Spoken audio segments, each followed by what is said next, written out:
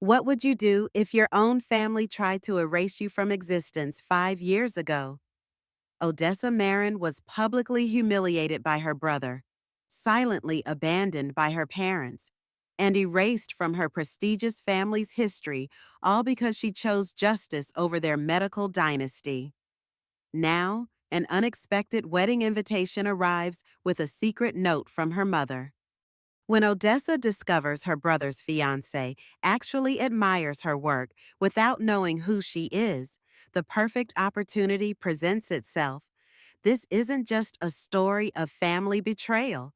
It's about reclaiming your identity when those who should love you most try to make you disappear.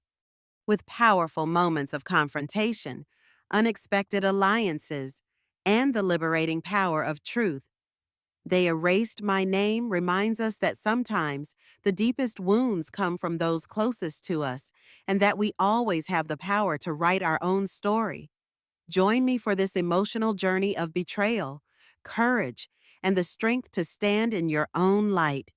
The courtroom dust seemed to cling to Odessa Marin's skin as she pushed open the door to her downtown Charleston apartment. Golden hour light spilled across the hardwood floors, almost making the place look warmer than it felt. She kicked off her pumps, letting them thud against the wall, and dropped her briefcase on the oak table, sending mail sliding in a messy fan bills, advertisements, a coupon for a seafood place she'd never visit. Then she saw it, a heavy cream-colored envelope with the Marin family crest embossed in gold. Her fingers hesitated midair. The world narrowed down to the space between her hand and that envelope. She hadn't seen that crest since the night she walked away 5 years ago, the night Jameson had raised a glass to her downfall in front of their entire extended family. She wiped her hands on her skirt as if they were dirty and reached for the envelope. It was absurdly formal with a gold wax seal, the kind you'd expect from a royal summons, not from a family that had treated you like a pariah.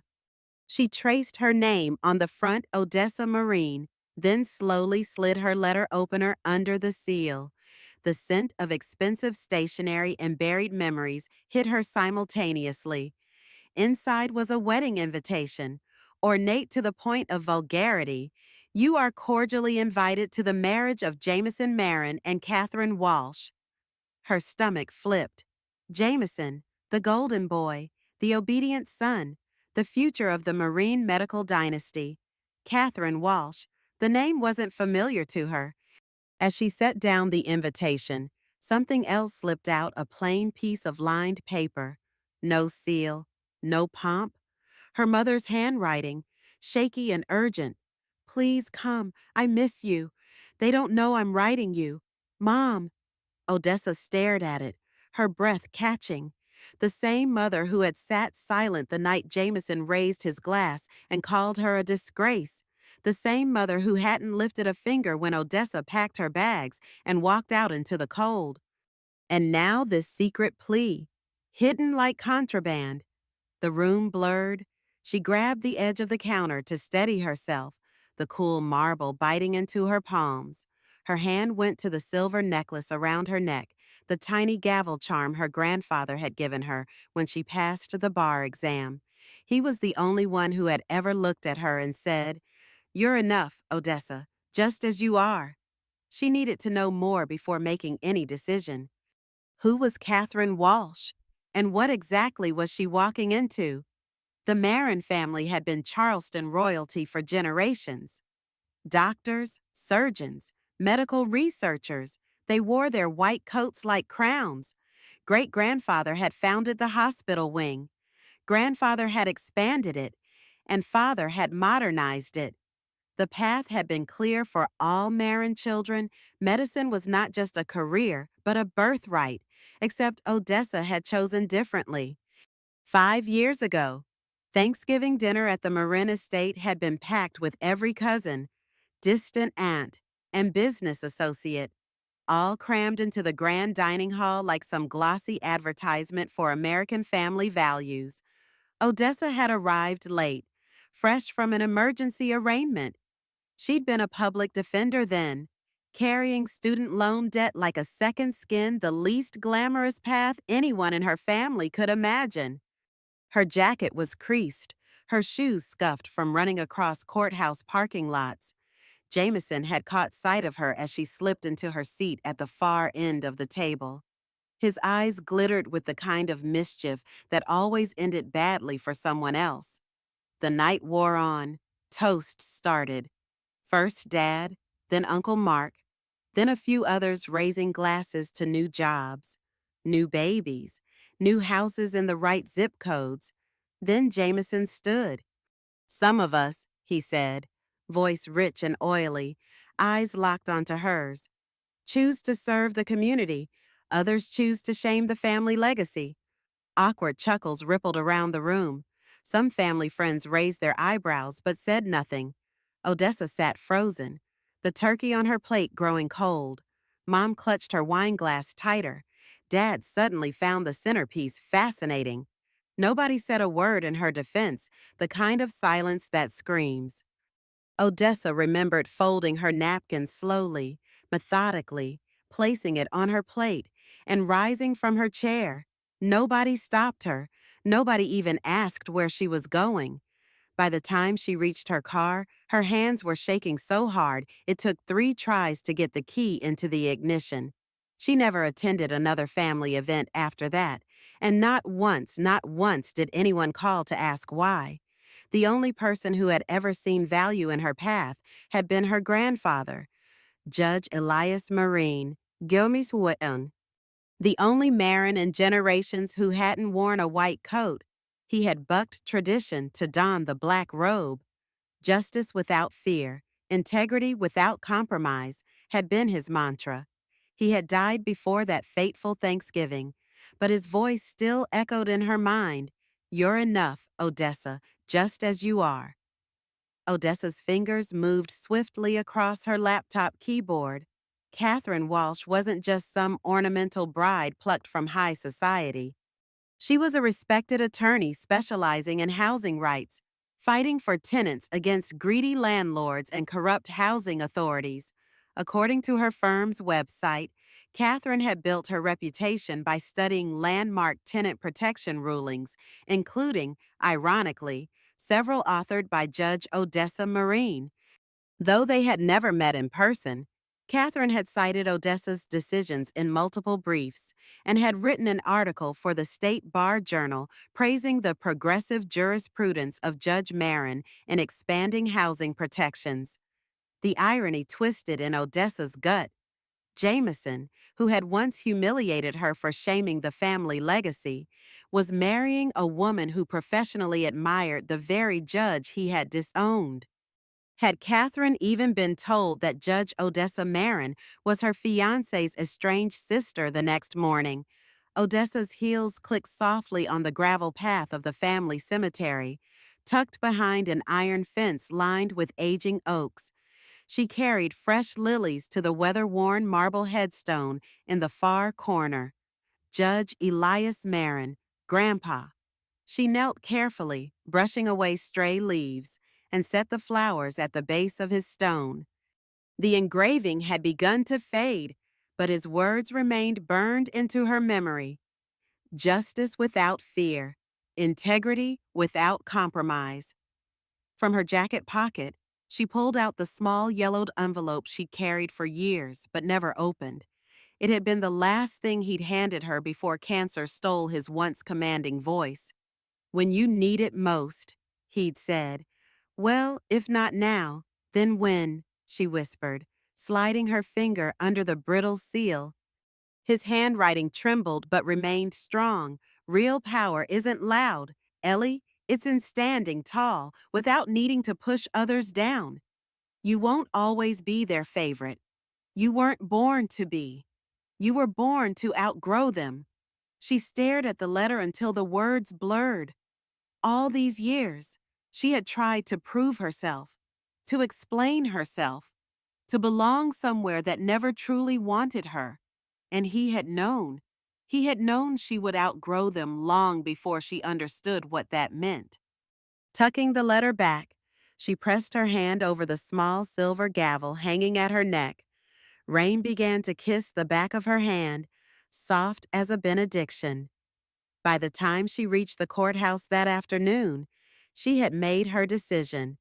She would attend the wedding not for revenge, but to face the truth. She pulled out the RSVP card and wrote in clean, deliberate strokes, "I'll be there." A twilight draped Charleston in muted purples and grays as Odessa pulled into the tight parking lot behind Cha Russo, the restaurant where appearances were a second religion for the Marin family. She caught her reflection in the rearview mirror, composed, distant, a woman who had learned not to flinch first. Inside, white tablecloths stretched taut across polished tables. Waiters in starched aprons moved like ghosts between candlelit conversations. Her mother sat alone at a corner table, a glass of untouched wine trembling in her hand. Odessa crossed the floor with measured steps, heels clicking softly on the parquet. Her mother stood halfway when she saw her, smile brittle around the edges. "Odessa," she said, voice uncertain. "Mom," Odessa answered, sliding into the chair across from her. The server approached, and they ordered her a salad she would pick at. Odessa, black coffee she didn't need. Small talk filled the space between them like sawdust. The weather, the wedding preparations, how the city's skyline was changing. None of it mattered. None of it touched the void between them. It wasn't until the coffee cooled that her mother spoke, setting her fork down with a soft clink. "I owe you an apology," she said, voice barely above a whisper. Odessa looked at her, waiting. "Jameson, he told everyone you had a breakdown, that you left because you couldn't handle the pressure." The words didn't surprise Odessa, but hearing them scrape something raw inside her, her mother twisted her napkin until the fabric strained. "He said it to Catherine, to everyone, and I didn't stop him. I thought if we didn't talk about it, maybe it would go away." "You didn't protect me," Odessa said, voice low but steady. "You let them bury me." Tears pooled in her mother's eyes, but Odessa felt nothing, not rage, not sadness, only the cold clarity of a wound too old to bleed. Her mother reached into her purse with trembling fingers and slid a small velvet box across the table. Odessa hesitated, then opened it. Inside, resting against dark velvet, was the pendant her grandfather had promised her after she passed the bar exam, Lady Justice, blindfolded, her scales perfectly balanced. Jameson had somehow kept it all these years as they erased her from their perfect picture. "It's yours," her mother whispered. "It always was." Odessa closed the box and slipped it into the inside pocket of her blazer. Over her heart. No thank you. No forgiveness. Some things couldn't be bought back with heirlooms and belated apologies. She pushed back her chair, the legs scraping lightly against the floor. Her mother flinched at the sound. "They buried me once," Odessa said quietly, standing tall. "This time I'm digging myself out, and I'm bringing the truth with me." Her mother's lips parted as if to speak, but Odessa was already moving, crossing the restaurant floor without looking back, the pendant a solid weight against her chest. The mist from the night before had dried into a hazy sheen that clung to the morning air. Odessa stood before her closet, weighing options. It wasn't just about getting dressed, it was about armor. After a moment, she settled on a simple black sheath dress, structured but not severe, and a pair of low-heeled pumps. She looped the Lady Justice pendant around her neck, letting it rest just below her collarbone. A quiet reminder, a silent weapon. On the drive to the Marin estate, Charleston blurred by the pastel row houses, the smell of salt in the air, the low hum of tourists beginning to trickle into the historic district. By the time she pulled into the long circular driveway, several cars were already there, expensive, gleaming. loud in the way only old money could be. The moment she crossed the threshold, the temperature in the room seemed to drop. Polite smiles, tight hugs, air kisses that never touched skin. The kind of welcome reserved for strangers who reminded you of something you'd rather forget. She moved through the entryway, past the familiar family portraits lining the hall. Jameson as a baby. Jameson at college graduation. Jameson cutting the ribbon on the new Marin pediatric wing. Her absence was conspicuous, a hollow space nobody acknowledged. She found herself drifting toward the side parlor where a few cousins had gathered, their voices buoyed by champagne and the giddy cruelty that always seeped into Marin's celebrations. She thinks she's somebody now, one of them snickered. Just because she's got a desk and a robe. Yeah, another laughed, an ugly nasal sound. She's just playing dress up, real success that's in the blood. Odessa stood frozen, the words sliding over her like sleet sharp, icy, wounding, but they didn't pierce the way they once would have. This time, they sharpened something inside her. The gathering swelled toward the main ballroom, where a long table groaned under the weight of hors d'oeuvres and floral arrangements so garish they looked almost funereal. The champagne flowed freely, lubricating old gossip and new resentments. Odessa spotted Jameson near the fireplace, charming a circle of admirers. Catherine stood nearby, laughing at something he said, though her eyes darted nervously toward Odessa now and then. Someone tapped a fork against a champagne glass. The room quieted. Jameson raised his glass. That practiced smile stretched across his face, the one he wore at fundraisers and board meetings. "I'd like to thank everyone for coming," he began, voice warm and magnanimous.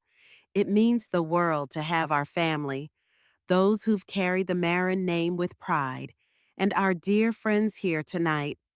Polite laughter rippled through the room. "And of course," he continued, gaze sweeping the room, pausing on Odessa, "we're grateful for all kinds of success stories, even those who think a black robe and a desk make up for, well, a real legacy." Another ripple of laughter, sharper this time. Odessa's fingers tightened around her glass until the cold bit into her skin. She didn't flinch. She didn't look away. If Jameson hoped for a reaction, he wouldn't get it. Not yet. She let the laughter pass over her like a tide that could no longer pull her under.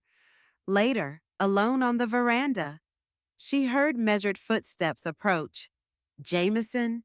He leaned against the stone railing beside her, swirling whiskey in his glass. "Quite the turnout," he drawled. Odessa said nothing, keeping her gaze on the dark water beyond the hedges. "You've made quite a splash yourself," he continued, mock admiration threading through his words. "Showing up all righteous, draped in that little pendant like it means something." She turned to him, her voice steady and precise. "One more public lie about me, Jameson, and I won't stay quiet." He froze mid-sip, lowering his glass slowly. For a beat, only the whisper of wind through the palm trees could be heard. Then he smirked, the familiar smug tilt of his mouth she'd known since childhood. "You wouldn't dare," he said, voice dripping with confidence. "You throw a fit and you look petty. You stay quiet and you look polished. Either way, I win." Odessa let the silence stretch between them, letting him marinate in his own arrogance. Then she turned and walked away without another word. She already knew the truth. Some battles weren't won with immediate confrontation. Some required patience. The grand banquet hall where the rehearsal dinner was held was almost absurd in its opulence crystal chandeliers, marble floors polished to mirror brightness, centerpieces so large they blocked half the table conversations. The Marines never did anything halfway. Odessa entered quietly, the pendant at her throat catching the light. Eyes followed her, some warm, most wary. a few outright hostile behind polite smiles. She spotted Jameson across the room, his arm looped possessively around Catherine's waist, grinning like the king of a crumbling castle. He caught her gaze and winked. She found her assigned seat at one of the long banquet tables, tucked between distant cousins she barely recognized.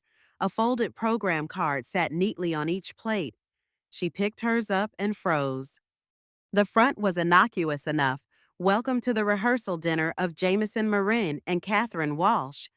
But when she opened it to the back, where the family accolades were printed a tradition at Marin events, her name was conspicuously absent. It wasn't an accident.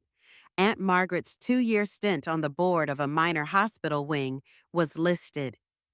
Cousin Philip's second-place finish in a statewide rowing competition was printed in bold. Even Great Uncle Charles's lifetime achievement in accounting earned a mention.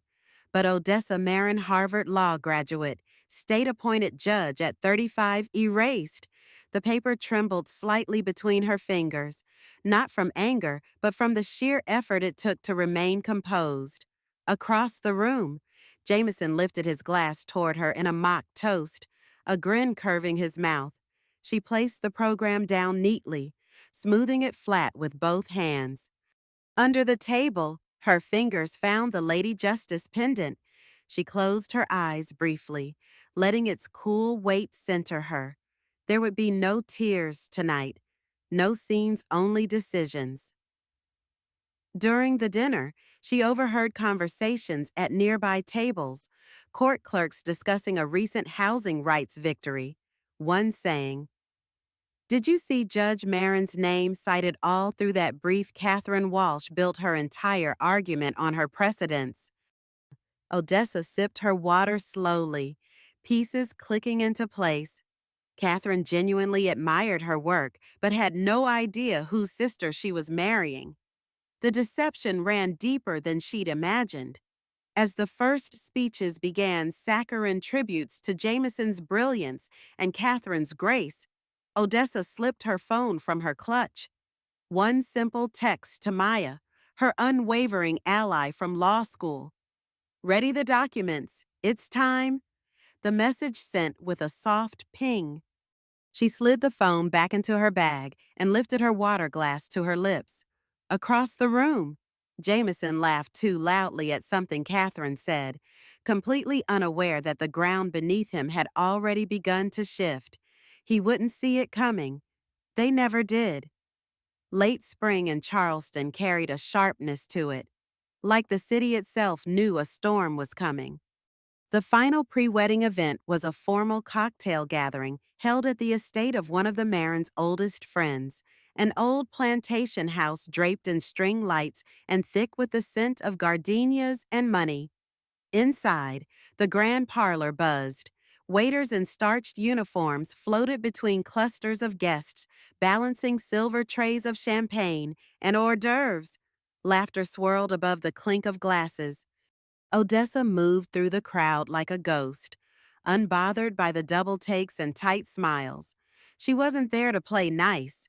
Catherine was surrounded by a cluster of relatives, her beauty undeniable, but something in her posture seemed off, a slight stiffness to her shoulders, a practiced smile just a shade too bright. Odessa moved closer, careful and patient. The conversation was light at first.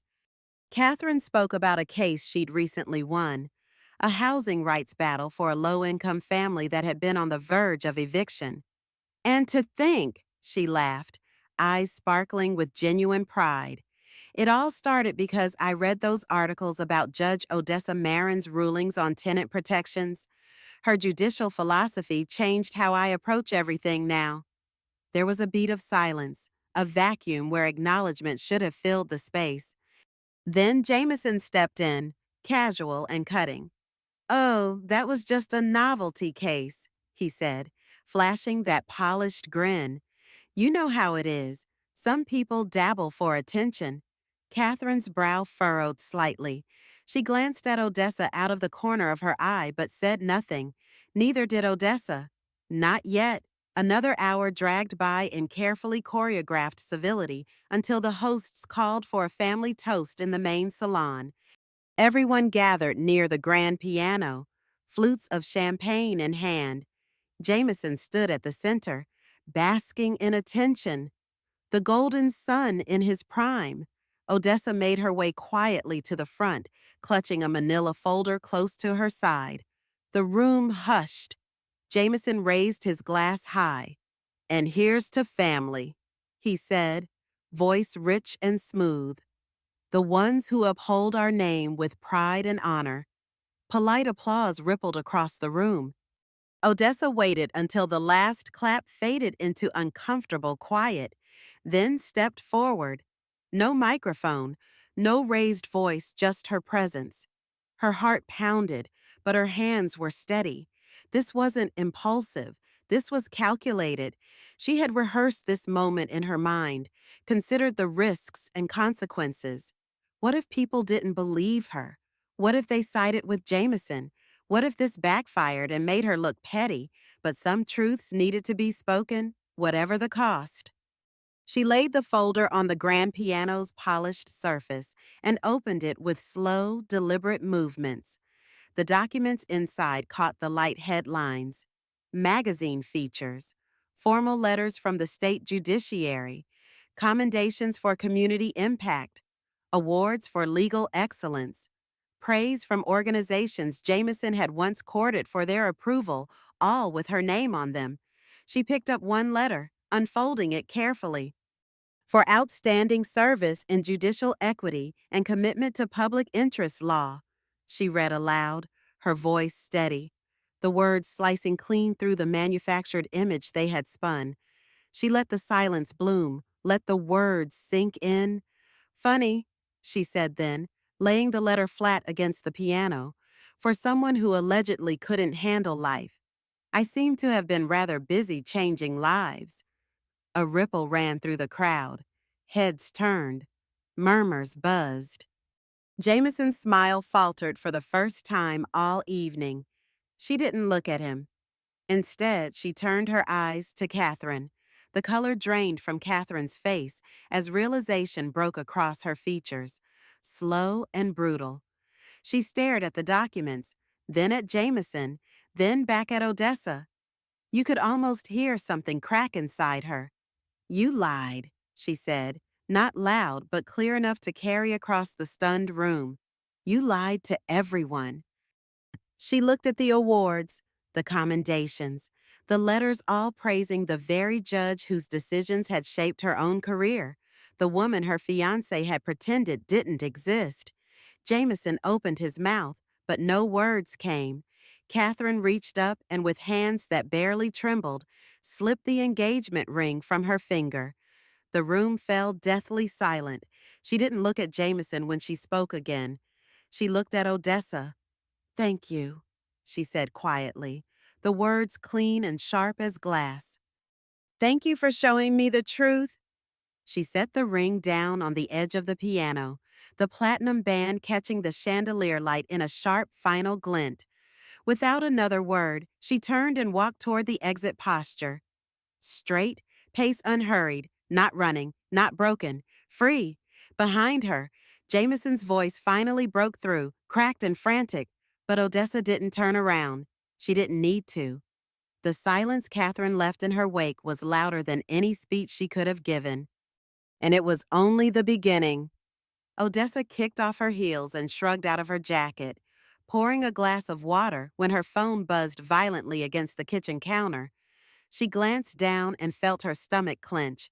Headlines, not from reputable outlets, but from trash tabloids and gossip blogs that fed off scandal like vultures circling a dying animal. Anonymous source claims disgraced judge bullied way into bench appointment. Former classmates say Odessa Marin was emotionally unstable. One after another, a smear campaign assembled itself in front of her. The articles were careful, never quite slander, but slimy enough to plant doubt. Recycled anonymous quotes, hints without proof, old doctored photos that painted her in the worst light possible. Araitisol. It didn't take long to trace the source, a boutique PR firm known for crisis management and reputation realignment, the same firm Jameson had used to spin their father's malpractice lawsuit years ago into a heroic sacrifice for patient care. She exhaled slowly, letting the wave of anger pass through her without pulling her under. Jameson wasn't clever. He was predictable, and she had been ready. Instead of scrambling, instead of firing off emotional statements or panicked denials, she pulled up the press package she had prepared with Maya weeks ago, the moment she decided she wasn't playing defense anymore. The next morning, her team released a single, devastating post across all her public channels. No ranting, no pleading, just the quiet, brutal force of truth. Attached were certified copies of her court appointment records, letters of endorsement from senior judges who had mentored her, official awards and media coverage detailing her work in public service law, housing reform, and juvenile justice. At the top, a simple quote in bold type: "Facts are stubborn things. John Adams." The effect was not immediate or universal. Some outlets repeated Jameson's claims. Some columnists questioned her motives. A few social media voices suggested this was just messy family drama that should have stayed private. But the tide gradually turned. Legal colleagues defended her work. Families she had helped in housing courts came forward. Former law professors attested to her character and ability, not because she begged for it, but because the truth had a way of asserting itself. Meanwhile, Jameson scrambled. His PR firm distanced themselves, unwilling to be associated with such an obvious smear campaign. Appearances were canceled. Donors grew wary. The medical boards he had pursued began to question the character of a man who would go to such lengths to destroy his own sister's reputation. And the family, they did what the Marines always did when things got ugly. They tried to disappear behind polite smiles and carefully crafted statements about private family matters. But not this time. This time, their silence was part of the story. Late that afternoon, after the official family brunch had been hastily canceled, Odessa found herself wandering the grounds of the estate. The sky overhead was a brilliant, angry blue, streaked with thin bands of clouds, as if nature itself couldn't decide whether to mourn or celebrate. She passed the manicured rose gardens, the koi ponds, the marble statues imported from Italy, all the things that were supposed to make them look better than they really were. Damn. When she reached the edge of the wide front lawn, she heard footsteps behind her, soft and hesitant. She turned. Catherine. She wasn't dressed like a bride-to-be anymore. No fancy dress. No designer heels.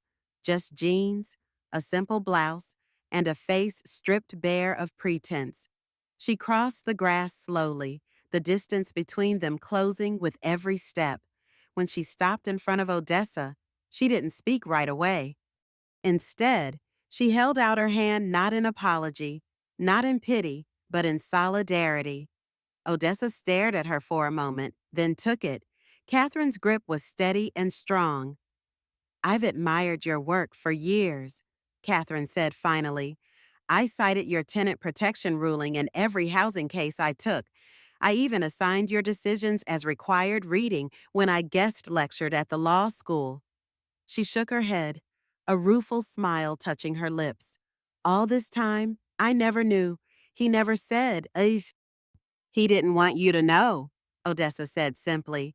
Catherine nodded, understanding blooming in her eyes. "He was afraid I would see what he couldn't. That you were the real success, not him." They stood in silence for a moment, the weight of what could have been and what now would never be hanging between them. "What will you do now?" Odessa asked. Catherine looked back toward the house, then out at the horizon. "Start over," she said. "On my terms this time." She squeezed Odessa's hand once more before letting go. "Thank you for the truth. It's the kindest gift anyone's given me in a long time. The next few days unfolded in slow, inevitable waves. Jameson's downfall wasn't cinematic. It didn't come with sirens or dramatic arrests. It came with hushed meetings behind closed doors, with urgent whispers about disciplinary hearings and irreparable reputational damage. It came when invitations to prestigious medical boards were quietly rescinded, when former allies stopped answering his calls, when the glimmering future he'd been handed on a silver platter tarnished before his eyes. For once, the Marin family couldn't spin the narrative fast enough. Their carefully crafted facade cracked, then splintered. The calls started trickling in second cousins, distant aunts, even her father's old law school friends, each trying, in their own clumsy way, to offer sympathy without taking responsibility. "We always knew you were special. Odessa." "I never believed what they said. You're stronger than all of them combined." Too little, too late. She responded to none of it, because the truth had already done what years of arguing never could. It stood on its own. She turned her focus to the life she had built far away from their polished lies. The federal judgeship, she'd been offered a position they couldn't touch, couldn't twist into something ugly waited patiently for her signature. It wasn't about triumph. She realized as she signed the acceptance letter with a hand that didn't shake. It was about standing in her own light, finally free of the shadow they had tried to cast over her. 1 year later, on a balmy spring evening, Odessa stood at the entrance of the Charleston Community Foundation's gala, an event she helped organize not for prestige, not for recognition, but for the neighborhoods that had trusted her long before anyone else did. The air buzzed with laughter and clinking glasses, the scent of jasmine thick in the breeze. Inside the modest ballroom, there were no gilded mirrors, no desperate performances for approval, just people who believed in rebuilding what was broken. She wore a simple black gown that night, no designer labels, no flashy jewelry except for one thing around her neck, tucked just under the line of her collarbone, lay her grandfather's pendant. The old, worn carving of Lady Justice gleaming softly under the lights. It wasn't just an heirloom anymore. It was a reminder, a promise that she would never again let anyone define who she was or who she could be. As the evening wound down, she found herself standing near the wide bay windows overlooking Charleston Harbor. The city lights shimmered against the water, blurred and beautiful. She touched the pendant lightly, feeling its familiar weight. "They tried to erase me from the story," she whispered, a small smile curving her lips. "I wrote a better one instead." She thought of her grandfather's letter, tucked safely in her desk drawer at home. You were born to outgrow them. Only now did she fully understand what he meant. It wasn't about success or accolades or even redemption. It was about becoming so completely yourself that no one's approval or disapproval could touch the core of who you are. Her phone buzzed with a text from Catherine, who had moved to Washington, D.C. to work for a national housing advocacy organization. They had kept in touch, an unexpected friendship born from shared recognition of the truth. "Just won the Phillips case. Used your reasoning from Martinez v. City Council. Thought you'd want to know. Thank you, again, for everything." Odessa smiled as she typed back. "The truth has a way of finding light. Congratulations." She lingered a moment longer, breathing in the salt air, the quiet laughter behind her, the pulse of a life no one else had written for her. And maybe, just maybe, that was the greatest victory of all. Sometimes the deepest scars don't come from strangers, they come from the people who were supposed to love us first. But when your family tries to write you out, you can still choose to write your own story stronger, freer, and unapologetically your own. Thank you for joining me on Odessa's powerful journey of reclamation. As we close this story, I invite you to reflect how many of us have been silenced, diminished, or erased by those who claim to love us. How many of us have swallowed our truth to keep the peace? Odessa's path reminds us that sometimes the most courageous act isn't fighting back. It's simply standing firmly in your truth and letting it speak for itself. She didn't seek revenge, she sought recognition of her reality. The pendant of Lady Justice that Odessa wore wasn't just jewelry, it symbolized balance, fairness, and the blindness to prejudice that guided her professional life and ultimately her personal one too. What would you have done in Odessa's position? Would you have walked away forever or returned to face those who tried to write you out of the story? If this story touched you, please share your thoughts in the comments. And remember, no one can erase you unless you hand them the eraser. Your story is yours to write. For more powerful tales of resilience, family dynamics, and personal triumph, don't forget to subscribe. Until next time, this is your name, reminding you that sometimes the most beautiful stories rise from the ashes of the ones others tried to burn.